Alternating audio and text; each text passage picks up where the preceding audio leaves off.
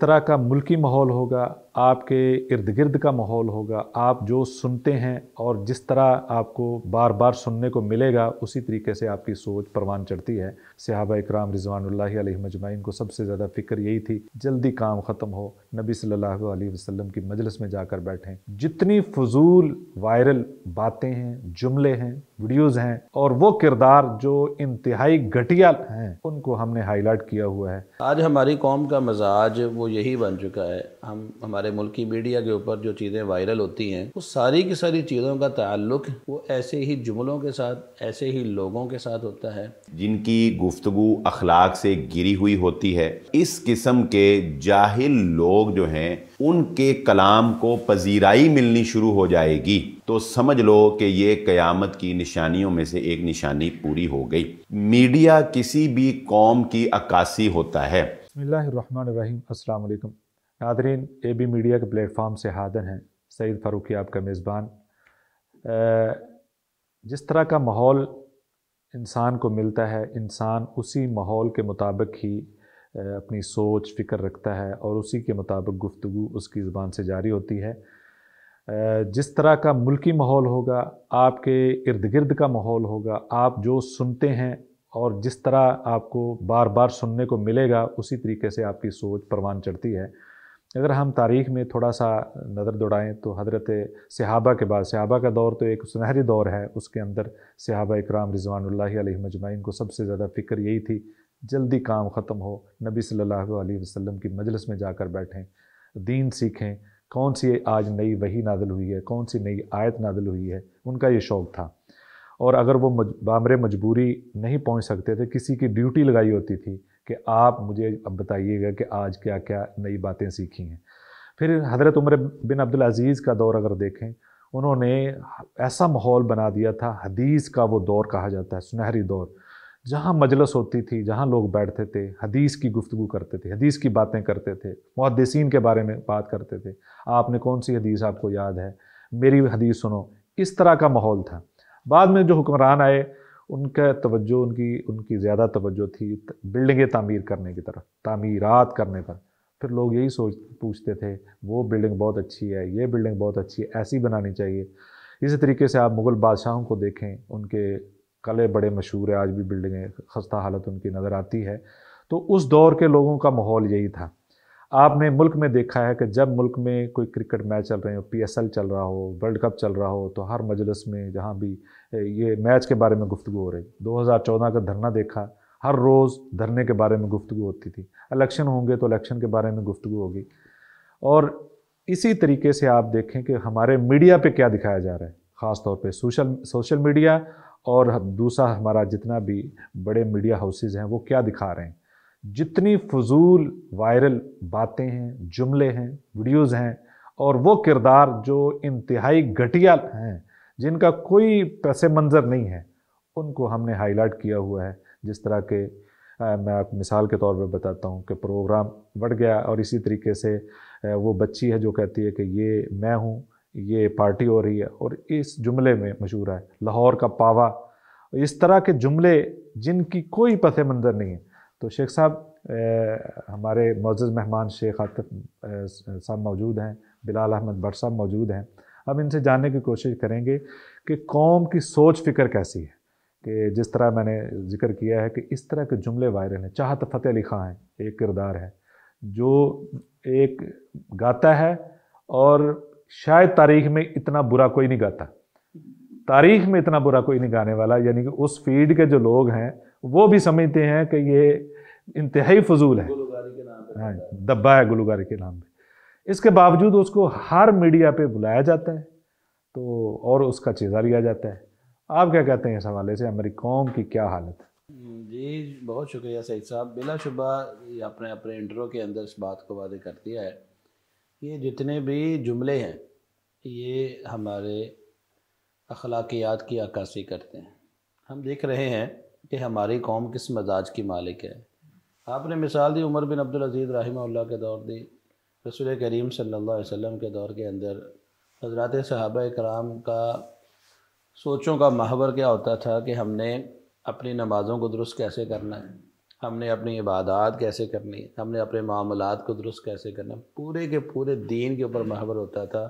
ان کی مجلس لگتی تھی تو مجلس کے اندر گفتگو دین کی ہوتی تھی۔ اسی طرح عمر بن عبدالعزیز رحمہ اللہ کے دور میں علم کی باتیں ہوتی تھی، اور اسی طرح ہمارے مسلمانوں میں ایسے حکمران بھی آئے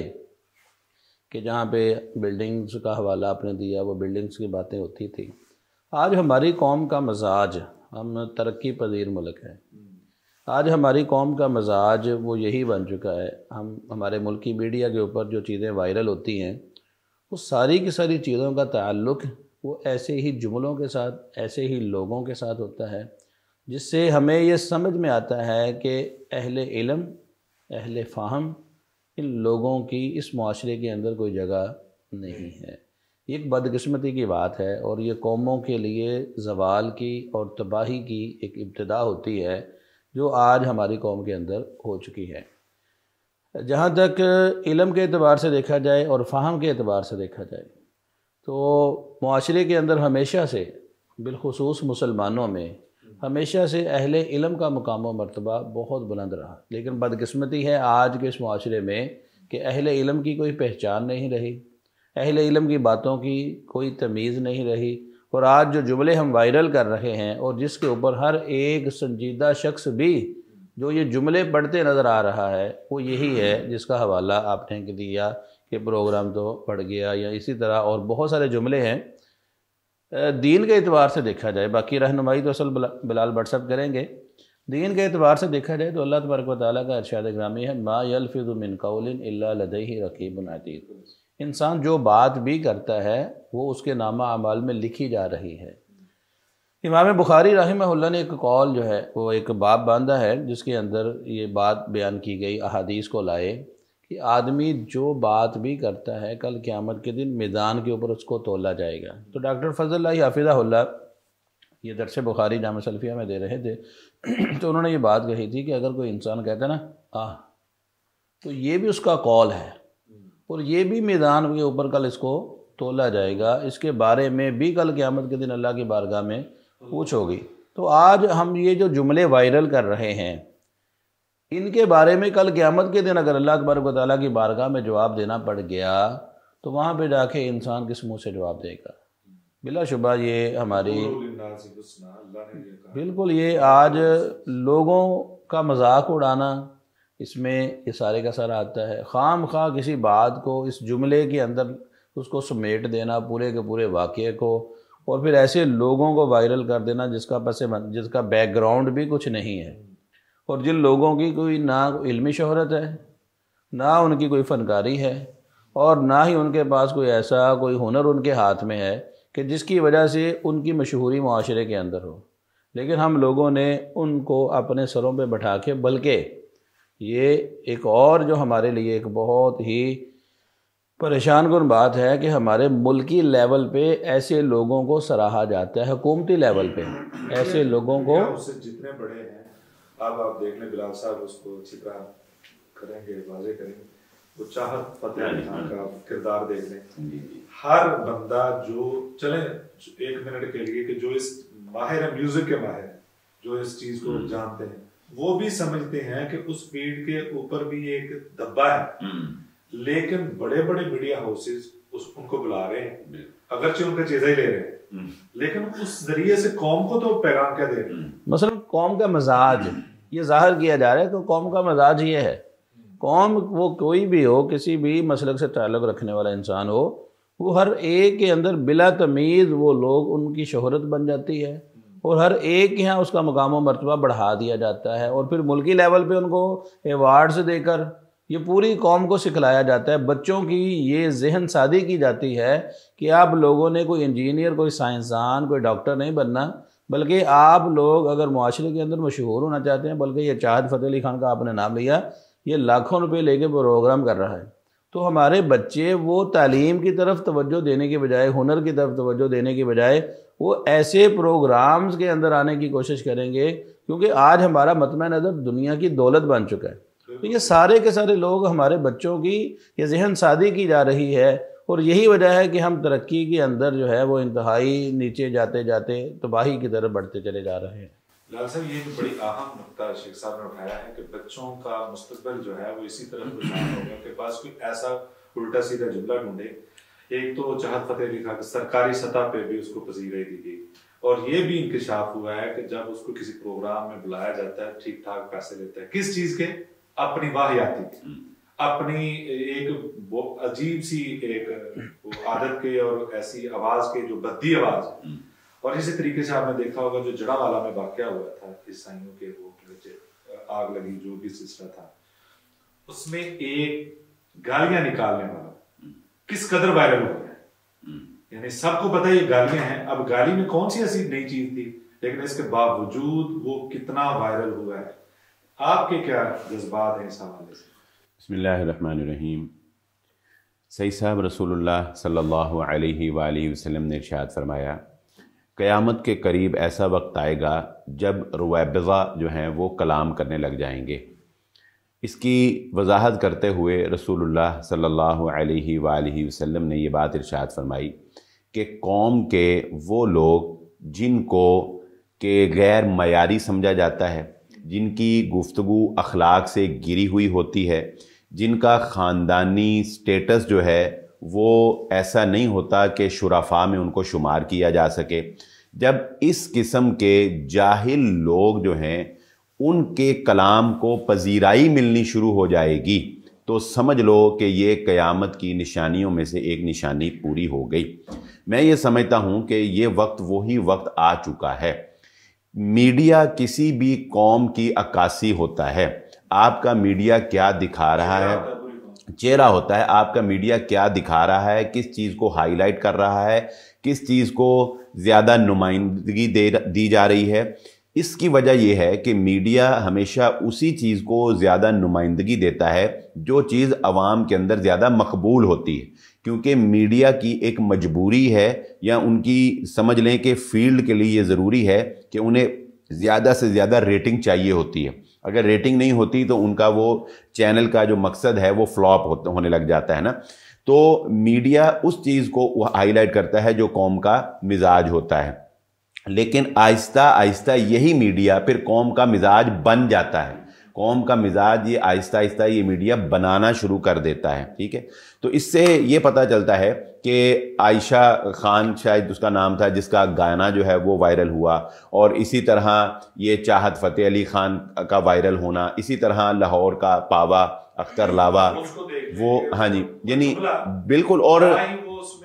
और उस इंसान सही साहब उस इंसान के अंदर कोई ऐसी काबिलियत बताएं कि जिसकी बुनियाद पे हम उसको अपने मीडिया पे अपनी आने वाली नस्ल के लिए एक नुमाइंदा की हैसियत से पेश कर रहे हैं या आइडियल की हैसियत से पेश कर रहे हैं। और ये ऐसी भेड़ चाल है सही साहब कि एक गलत चीज़ को अगर कोई लाइक करता है तो फिर कोई ऐसा चैनल, कोई ऐसा यूट्यूबर, कोई ऐसा टिकटॉकर नहीं बचता जो उसको अपने पास बुलाकर उसका इंटरव्यू ना कर ले। ठीक है, यानी वायरल हुई चीज़ को हम दोबारा वायरल करते हैं और उसको जो है वो फिर हम खुद जो है उसको प्रमोट करते हैं। तो ये सारे नाम जो कि आपने देखा होगा कि एक पोस्ट भी फेसबुक पे गर्दिश करती रही जिसमें इन सारे चेहरों की तस्वीर बना के ये लिखा गया था कि ये इस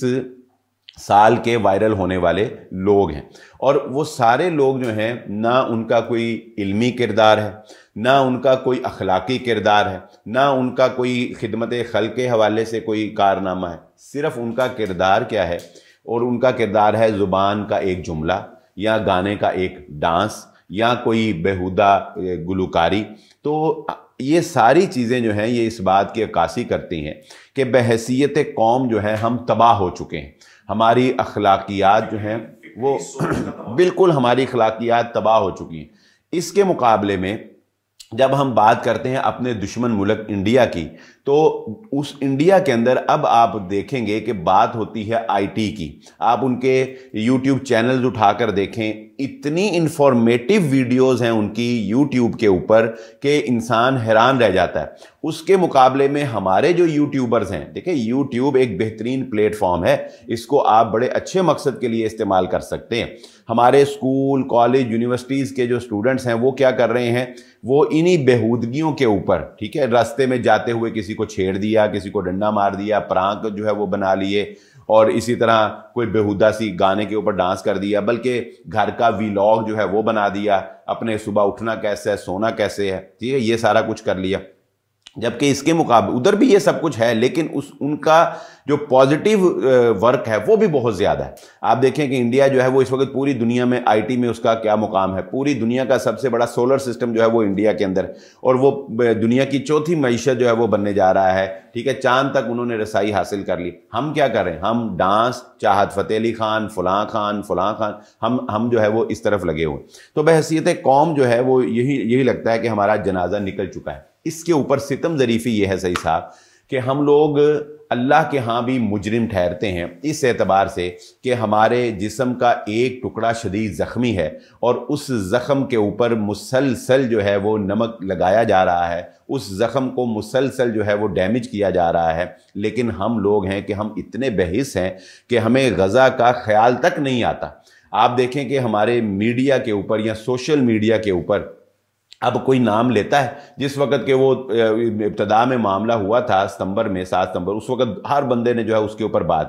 اور ابھی بھی بمبارمنٹ تو جاری ہے، ابھی بھی وہ سب کچھ وہ تباہی تو جاری ہے، اور اسی طرح ان کو جو ہے وہ مارا جا رہا ہے، لیکن ہم بحیثیت قوم جو ہے وہ مذاق کے اندر، چیزے کے اندر، جگت بازی کے اندر یہ ہم جو ہے وہ لگے ہوئے ہیں۔ آپ نے دیکھا وہ چھوٹی بچی ہے جو کہہ رہی ہے پارٹی ہو رہی ہے، یہ میں ہوں، وہ 2-3 راتوں میں کہاں تک وہ اس کی ویڈیوز پہنچ گئی، اس کی